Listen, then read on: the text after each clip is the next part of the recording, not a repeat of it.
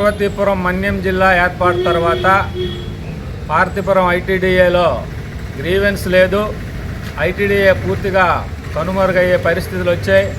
ఈ నేపథ్యంలో కలెక్టర్ ప్రభాకర్ రెడ్డి గారు, జిల్లా జాయింట్ కలెక్టర్ మరియు ఐటీడీఏ పీఓ యశ్వంత్ కుమార్ రెడ్డి గారు ఈ రోజు నుండి పార్వతీపురం ఐటీడీఏలో గిరిజనుల కోసం ప్రత్యేకంగా పీజీఆర్ఎస్ గ్రీవెన్స్ అనేది ఏర్పాటు చేయడం అభినందనీయం.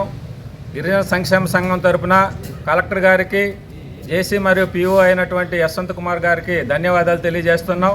అయితే ఇదే సందర్భంలో గిరిజన సమస్యల పరిష్కారానికి అది ఒక వేదిక కావాలని మేము కోరుకుంటున్నాము. ఈరోజు అనేక గిరిజన గ్రామాల్లో రహదారులు కానీ, భూ సమస్య కానీ, విద్యుత్ సమస్య కానీ, విద్యా సంస్థ కానీ అనేక సమస్యలతో ఉన్నాయి. ఈ సమస్యలు పరిష్కారం చేయాలని కోరడం జరిగింది.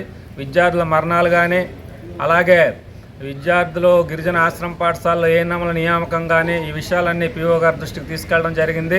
అలాగే గిరిజన గర్భిణీ స్త్రీ వసతి గృహంలో ఉన్నటువంటి సిబ్బందికి ఉద్యోగ భద్రత కల్పించాలని కోరడం జరిగింది.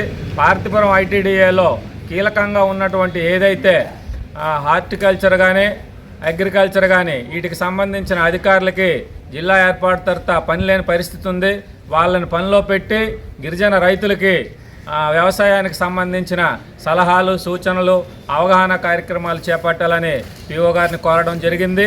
అలాగే ఐటీడీఏ పాలకవర్గ సమావేశం కూడా సుమారు 5 ఏళ్లుగా పెట్టే పరిస్థితి లేదు. ఐటీడీఏ పాలకవర్గ సమావేశం కూడా పెట్టాలని విజ్ఞప్తి చేయడం జరిగింది. హాస్టల్స్లో వర్కర్స్ లేరు, కుక్కులు, కమాటీలు ఈ నియామకం చేయాలని కోరడం జరిగింది. అలాగే పార్వతీపురం మండలంలోని లిడికివలస గిరిజన గ్రామం గోచెక్క పంచాయతీలో ప్రభుత్వ భూమిని, డీపట్ట భూమిని, గ్రామ కంఠానికి సంబంధించిన భూమిని హద్దులు చూపించి రక్షణ కల్పించాలని కూడా కోరడం జరిగింది. పీఓ గారు సానుకూలంగా స్పందించి సమస్య పరిష్కారం కోసం కృషి చేస్తామని చెప్పారు. అందుకుగాను మా గిరిజన సంక్షేమ సంఘం తరపున ఆయనకి మరొకసారి ధన్యవాదాలు తెలియజేసుకుంటున్నాం.